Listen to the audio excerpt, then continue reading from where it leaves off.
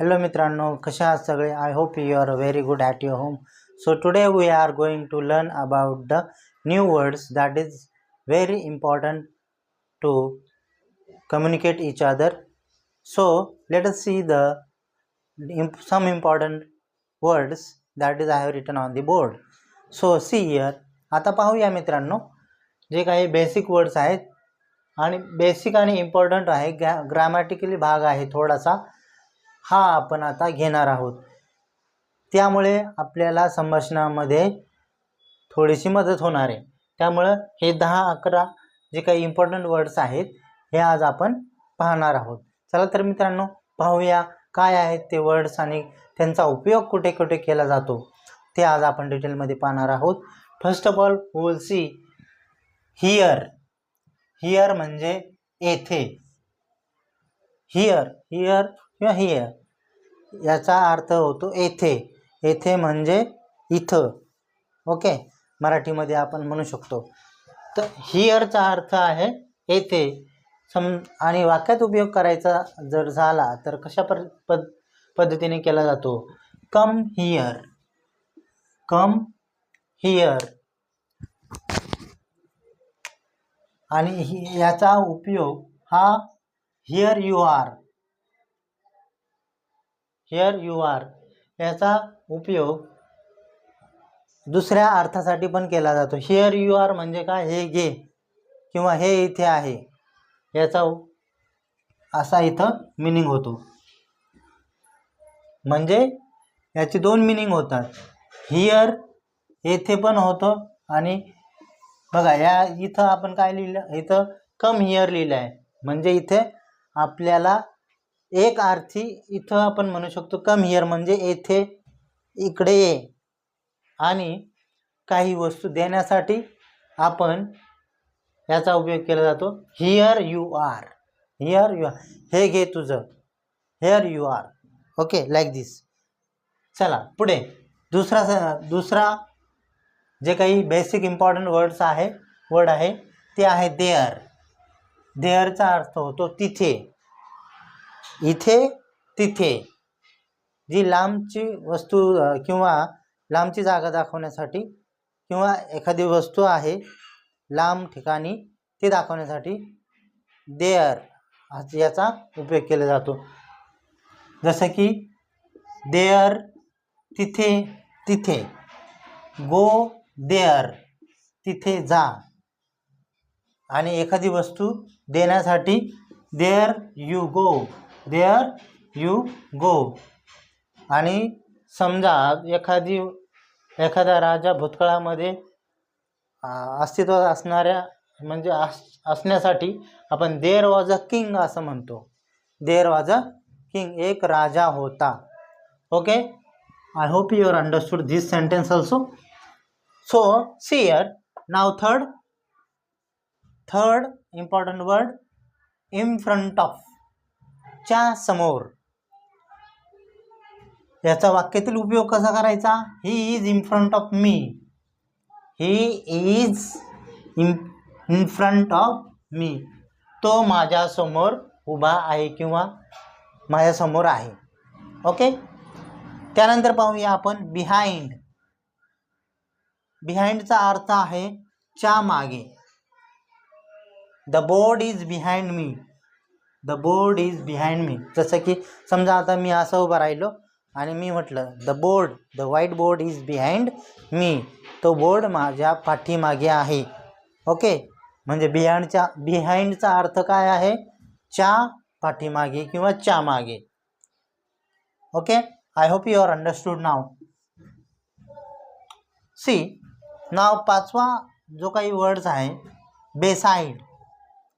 बेसाइडचा अर्थ आहे च्या जवळ. वाक्यात उपयोग करायचा म्हटल्यानंतर the board is beside me. The board is beside me. च्या जवळ, माझ्याजवळ आहे. The board is beside me. हा बोर्ड माझ्याजवळ आहे.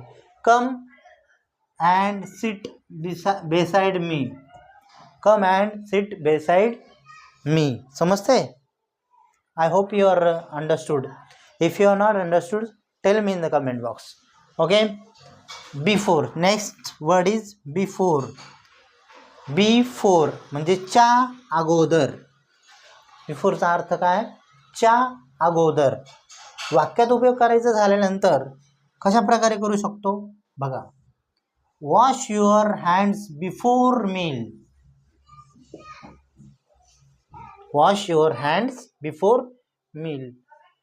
जेवणापूर्वी तुमचे हात स्वच्छ धुवायला पाहिजे किंवा धुवावे. Meet me before living.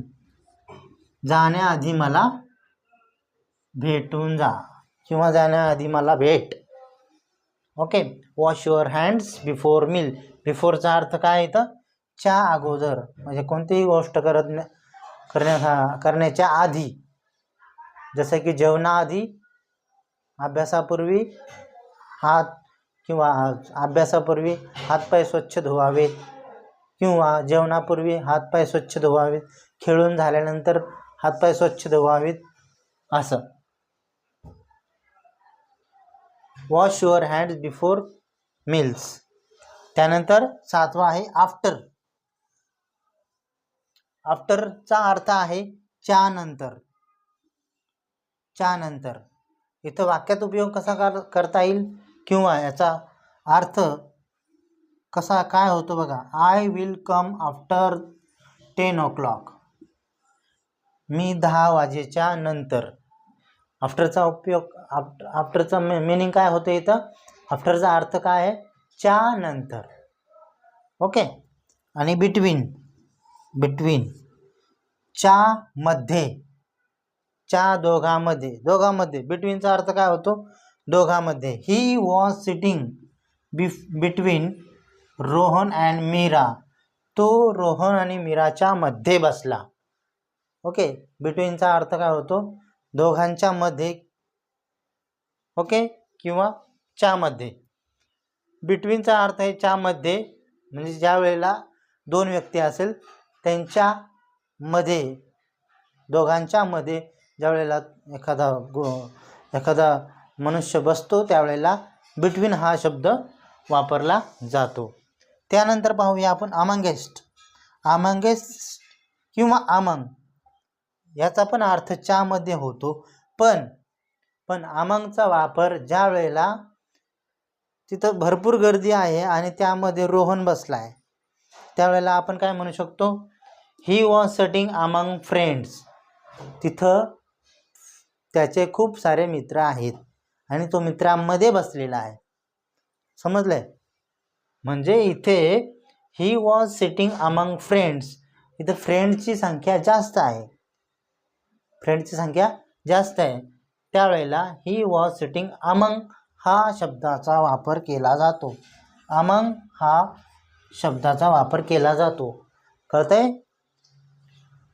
त्यानंतर पाहूया आपण because. च्यामुळे.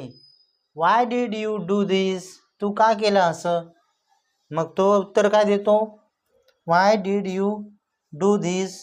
Because Meera told me. Because Meera told me to do this. बिकॉजचा अर्थ काय आहे? बिकॉज ज्या वेळेला आपण एखाद्या गोष्टीचं किंवा एखाद्या परिस्थितीचं कारण देत असतो त्यावेळेला बिकॉजचा वापर केला जातो. आणि लास्ट वन आहे देअरफोर.